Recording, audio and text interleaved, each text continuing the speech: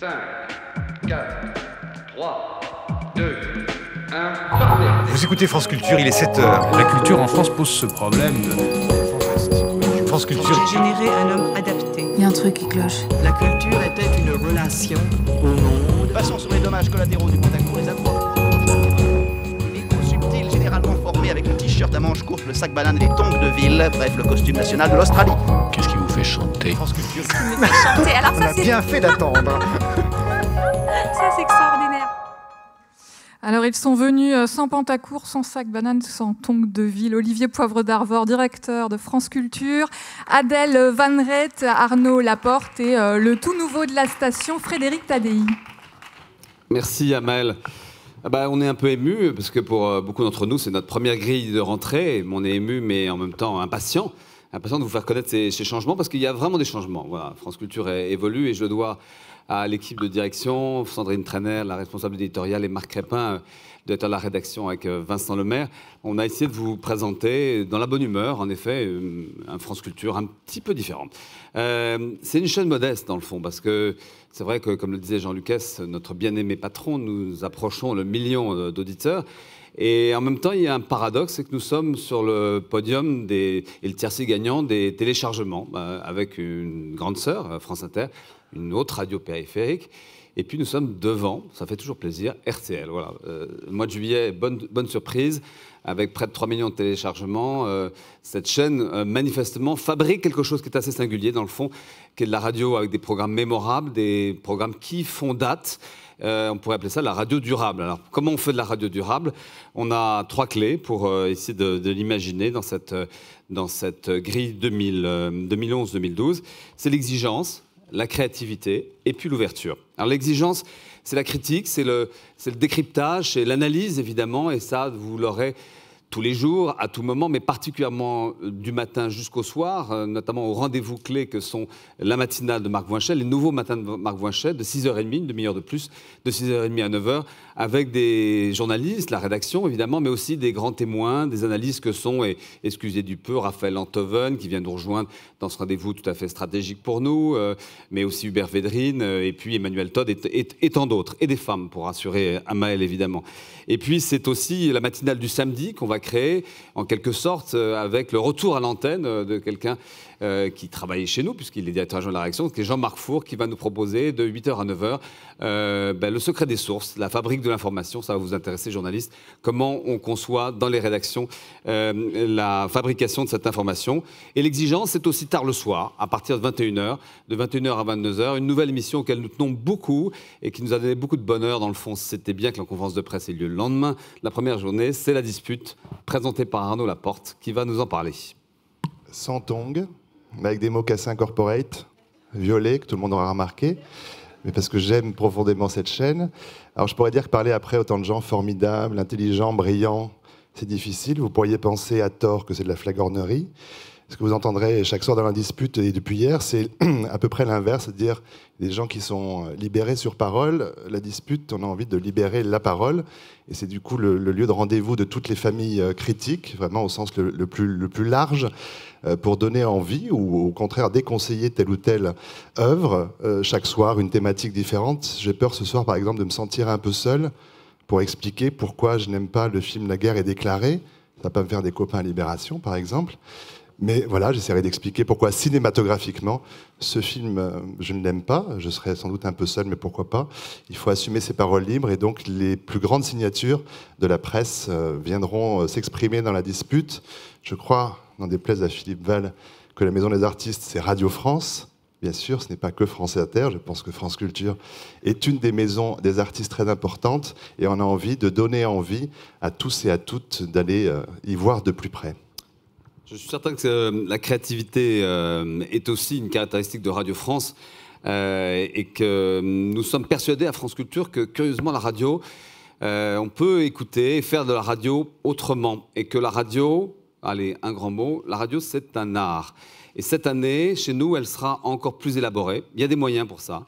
Merci au service public, plus de documentaires, merci à Irène Omelianenko, plus de fiction, merci à Blandine Masson qui pilote ce secteur, plus de création radiophonique. Hier soir, Aurélie Charon, retenez ce nom, Aurélie Charon, à 23h, a produit quelque chose d'assez exceptionnel qui va être un rendez-vous quotidien du lundi au vendredi qui s'appelle les ateliers de la nuit. Et elle a lancé ces ateliers et on a tous eu, ceux qui l'écoutaient, de la chair de poule. Alors hier encore, le feuilleton a présenté dans le domaine de la fiction une adaptation du texte de Florence Aubenas, Le Quai de Ouistreham, mais vous vous souvenez peut-être qu'on a battu des records de podcast avec l'adaptation de Millennium il y a quelques mois. Et donc la fiction n'est pas cette zone grise, mais grâce aux auteurs, aux acteurs et aux réalisateurs, elle devient maintenant une part tout à fait essentielle de cette chaîne.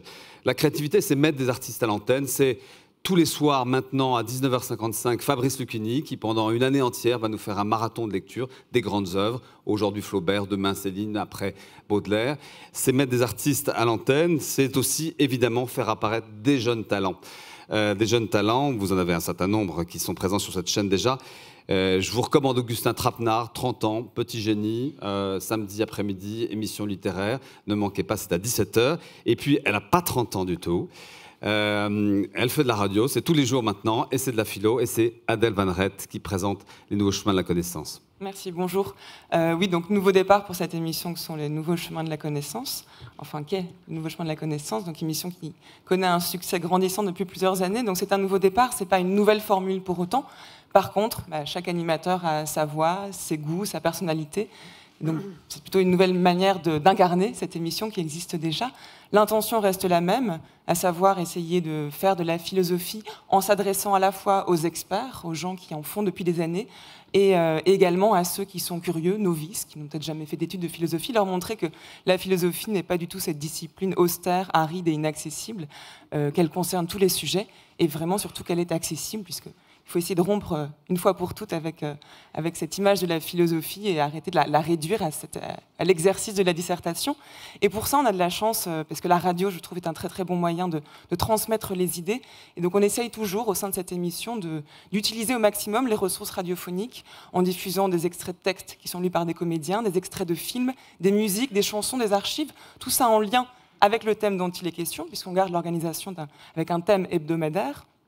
On alterne les sujets, on peut vraiment philosopher de tout bois. Cette semaine est consacrée à la bêtise, sujet inépuisable. Et puis on parlera de Merleau-Ponty, de Dostoïevski, de la caresse, de la corrida, du rock. Voilà, à chaque semaine un thème. Tout est possible, tout est permis. Ce qui change aussi, enfin on maintient ce qu'on appelait le journal des nouveaux chemins, qui maintenant devient le journal de la philosophie, qui est présenté par François Noudelman et qui a pour but d'ancrer l'émission dans l'actualité éditoriale philosophique, puisque nous, effectivement, cette émission est un peu à contre-temps de toute forme d'actualité. Et le vendredi, ce sera Philippe Petit qui présentera l'émission avec un thème différent. Ça n'a rien à voir avec les RTT, hein. Alors, après l'exigence et la créativité, l'ouverture. Pour nous, c'est l'ouverture au vaste monde. En effet, l'actualité nationale, internationale, c'est les 24 heures qu'on a montées en Tunisie, 24 heures d'antenne ininterrompue de 6h du matin à 6h le lendemain, mais aussi à Haïti, ce que nous ferons bientôt fin septembre à Jérusalem. C'est une série, un pari fou.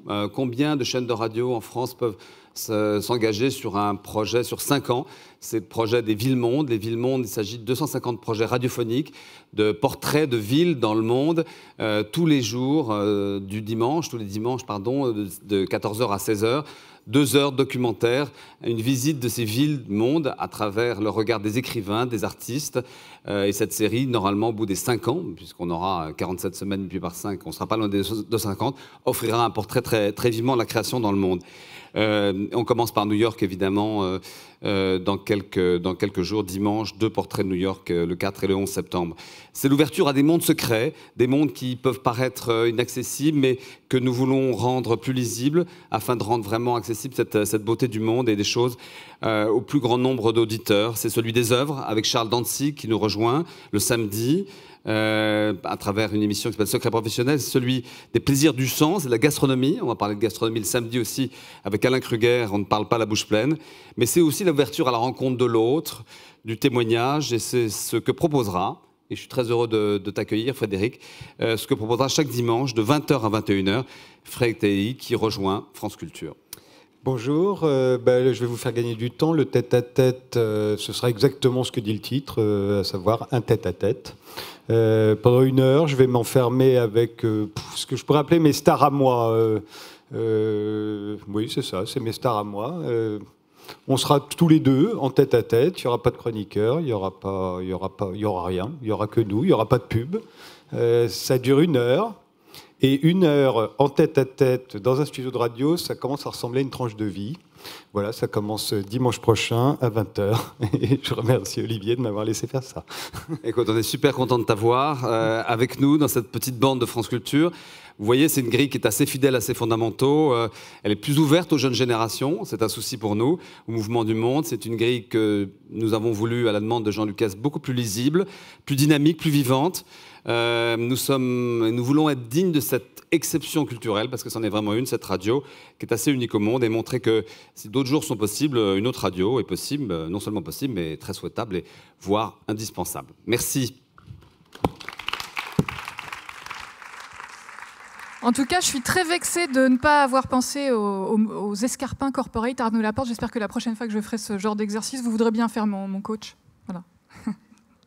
Merci donc à Olivier Poivre d'Arvor, à Adèle Van Rett, Arnaud Laporte et Frédéric Tadei. Alors le son, c'est aussi la musique. Il y en a sur toutes les chaînes de Radio France, mais sur certaines plus que sur d'autres. Alors il y a un vieux débat, est-ce qu'on doit dire la musique ou les musiques? C'est un serpent de mer. Moi, il y a une citation du jazzman Duke Ellington que j'aime bien. C'est celle qui dit « Il n'existe que 2 sortes de musique, la bonne et la mauvaise ». Alors c'est vrai que ça a l'air un petit peu péremptoire, comme ça, ces affaires de goût et de couleur, mais je crois que derrière, il y a aussi une manière de dire que les frontières, c'est fait pour être traversées, que les cloisons, c'est fait pour être abattues et que les repères, c'est fait pour être chahutés. Et je crois que c'est justement ça que les antennes musicales de Radio France s'emploient chaque jour à faire. Alors pour commencer, honneur à celle qui affiche clairement la couleur dans son nom.